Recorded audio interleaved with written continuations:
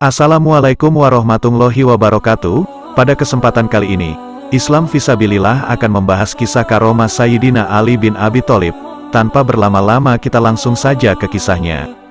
Dalam kitab Al-Mawais Al-Usfuriyah, Syekh Muhammad bin Abu Bakar Usfuri yang menceritakan kisah Sayyidina Ali bin Abi Thalib radhiyallahu anhu yang mengagumkan, hingga matahari pun ditahan oleh malaikat. Dikisahkan Sayyidina Ali radhiyallahu anhu suatu hari bergegas untuk menunaikan salat subuh berjamaah di masjid. Ketika di tengah perjalanannya, beliau bertemu dengan orang tua renta sedang berjalan kaki dengan perlahan. Sayyidina Ali tidak mau mendahuluinya karena beliau memuliakan dan menghormati orang tua yang kepalanya telah dipenuhi uban. Beliau tetap berjalan di belakang orang tua itu hingga waktu mendekati terbitnya matahari. Namun yang terjadi ketika orang tua renta itu sampai di pintu masjid, ia tidak mau masuk ke dalam masjid hingga Sayyidina Ali beranggapan bahwa orang tua itu adalah seorang Nasrani. Maka Sayyidina Ali pun masuk ke dalam masjid dan mendapati Rasulullah Shallallahu Alaihi Wasallam dalam keadaan ruku. Nabi Shallallahu Alaihi Wasallam memanjangkan rukunya seukuran 2 kali ruku, sehingga Sayyidina Ali dapat ikut salat subuh berjamaah bersama Rasulullah Shallallahu Alaihi Wasallam. Selesai salat subuh berjamaah, maka Sayyidina Ali bertanya, "Wahai Rasulullah, mengapa engkau memanjangkan ruku di salat ini? Engkau belum pernah melakukan seperti ini." Rasulullah Shallallahu Alaihi Wasallam menjawab, "Ketika aku ruku dan mengucap bacaan seperti biasanya, lalu aku hendak mengangkat kepalaku, datanglah malaikat Jibril alaihi salam dan meletakkan sayapnya di atas punggungku. Dia menahanku agak lama. Ketika dia mengangkat sayapnya barulah aku mengangkat kepalaku."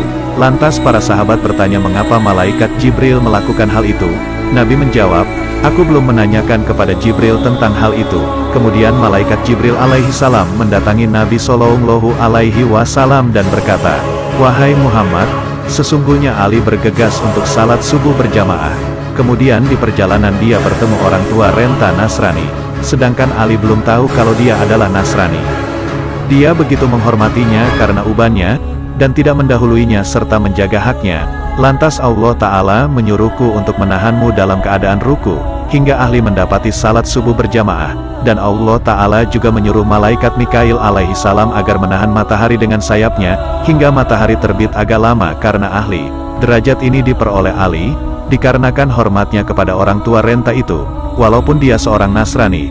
Dari Anas bin Malik radhiyallahu anhu berkata, Rasulullah Shallallahu Alaihi Wasallam bersabda, "Sesungguhnya Allah Subhanahu wa Ta'ala melihat raut wajah orang sepuh pada waktu pagi dan sore.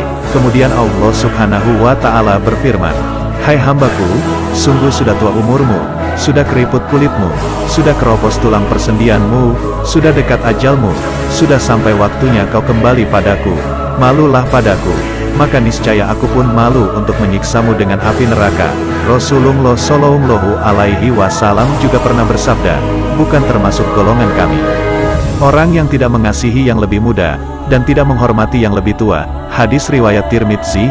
Adapun rahasia di balik waktu subuh dan di balik salat subuh berjamaah, Rasulullah Shallallahu Alaihi Wasallam pernah bersabda, "Ya Allah, berkahilah umatku pada waktu paginya." Hadis riwayat Abu Daud, Tirmidzi, Ibnu Majah. Rasulullah Shallallahu Alaihi Wasallam bersabda, "Sampaikanlah berita gembira kepada orang-orang yang berjalan pada saat gelap menuju masjid, dengan cahaya yang sempurna pada hari kiamat." Hadis riwayat Abu Daud dan Tirmidzi. Rasulullah Shallallahu Alaihi Wasallam juga bersabda, "Barang siapa yang melakukan salat isya berjamaah, maka dia sama seperti manusia yang melakukan salat setengah malam. Barang siapa yang melakukan salat subuh berjamaah, maka dia sama seperti manusia yang melakukan salat malam sepanjang waktu malam itu."